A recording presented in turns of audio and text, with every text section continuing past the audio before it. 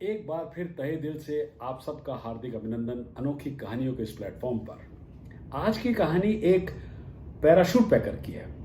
एक jet pilot ने दुश्मन के कई अड्डों पर बमबारी करके काफी नुकसान पहुंचाया, मगर एक मिसाइल से उस जेट पायलट का विमान नष्ट हो गया, मगर पायलट बच गया और पैराशूट की मदद से नीचे आ गया।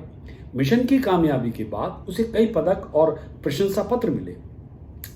5 साल के बाद एक दिन वो एक रेस्टोरेंट में अपनी पत्नी के साथ बैठा था। एक अन्य टेबल का एक आदमी उसके पास आया और बोला, you are captain Kohli sir, आप जेट फाइटर्स के पायलट हुआ करते थे। एक मिशन में आपके जेट को एक मिसाइल ने उड़ा दिया था, मगर आप पैराशूट की मदद से बच गए थे। ये सब आप कैसे जानते हैं? कैप्टन कोहली ने आश्चर्यचकित होकर पूछा उससे। सर, मैंने आपका पैराशूट पैक किया था, उस आदमी ने मुस्कुराते हुए जवाब दिया।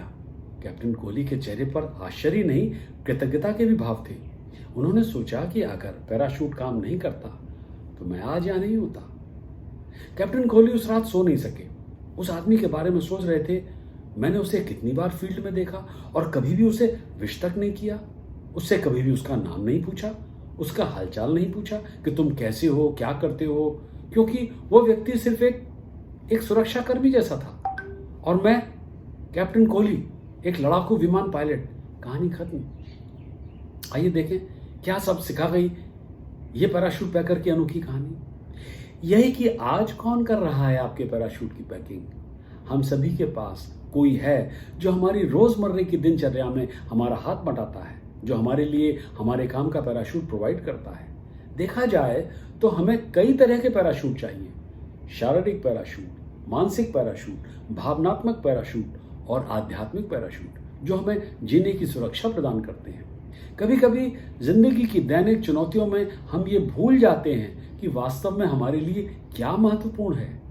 कभी हम अपने वॉचमैन के नमस्ते का जवाब देना भूल जाते हैं, तो कभी दूध वाले को थैंक यू कहने में हम संकोच करते हैं, तो कभी हम अपने कूड़ा उठाने वाले से बिना कारण उसका हालचाल जानने की कोशिश भी नहीं करते।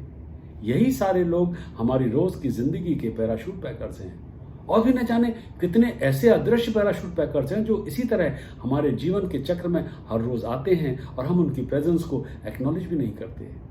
मैं अपने चैनल के दर्शकों की ओर से और अपनी ओर से उन सभी को धन्यवाद देना चाहता हूं जिन्होंने साल 2020 में किसी न किसी तरीके से हमारे पैराशूट को पैक किया, अपने शब्दों, कर्मों, प्रार्थनाओं आदि के माध्यम से।